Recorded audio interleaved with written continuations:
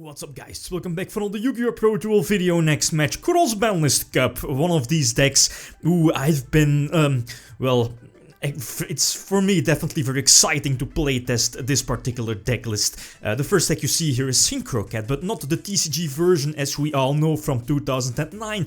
This is OCG Synchro 1 year before that, from 2008. You recognize the deck list, that it's not, well, that it's quite special, you know, both Premature Burial legal when Brionac is also legal.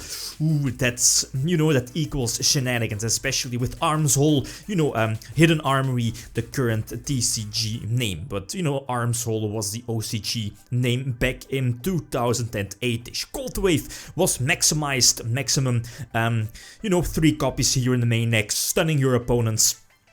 Back row, for example, your opponent's spells and traps, and of course shutting down your own royal oppression. Triple Dark Arm Dragon, one of Pot of Avarice, again somewhat different compared to a TCG version with something like Gravekeeper's Spy in the main deck. But again, the main core, or at least the pulse/power play of this deck was getting Brionac on board for free with your Rescue Cat, and then, you know, eventually later in the duel, or you know, you were able to special summon Rescue Cat, use Premature Burial that you were, at least that you could or have searched out thanks to your Hidden Armory, and then, you know, use Rescue Cat multiple times, but before bounce back your Premature Burial with Brionac. Again, a very disgusting play. This particular deck is paired up against Chaos Dragons from the TCG back in 2012, like pretty much the same format, well, almost the same format, if not the same, with Insector, Dino Rabbit and Windup. This should be the first place deck list, first place winner of, was it YCS Toulouse back in 2012, Peter Gross. Again, pretty much, yeah, Future Fusion, pretty errata.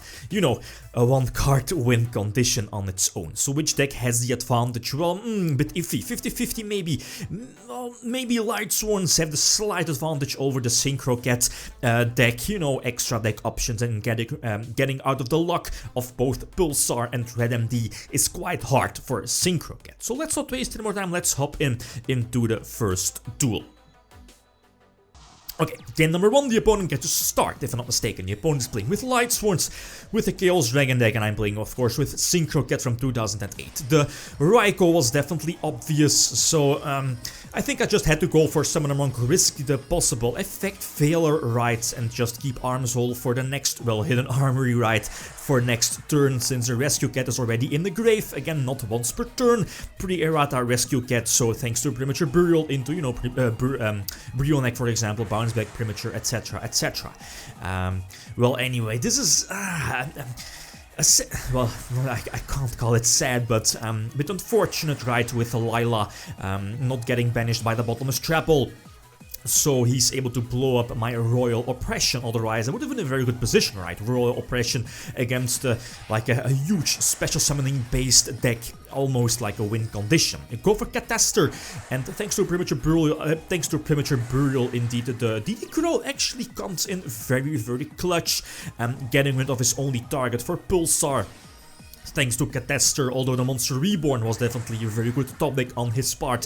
So for now I need to top deck on my own, and I do top deck into Brain Control. I was like, not enough, sadly. I think he's like surviving with a couple of 100 life points. So nope, no top deck Brain Control this time. So again, I have to top deck, but I top deck into Monk. Okay, let's try to use Monk's effect, but as you see, he does have one of his couple, yeah, I'm not really sure how many copies of effect failure the Chaos Dragon deck has in its main deck. 2 or 3, I believe, but yep, the one of effect failure keeps him in the game, and yep, now he's able to attack for a game. So quite a long duel number 1, but again, going back and forth, that's something I like, at least. So I get to start normal summoning the cat, summons the cat. Everyone who knows that quotes must be nice. Go for Cataster first, and I think that's a decent option. Go your Guardian, definitely also okay. Brionac wouldn't make much sense, I think. But the busted, right?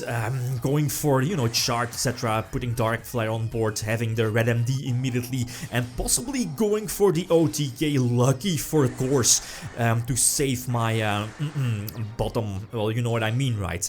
Anyway, do top deck into Giant Tornado, and I don't have to fear any back row from the Chaos Dragon deck. The only quote-unquote threat is like Forbidden Lands, for example. I have a couple of options here.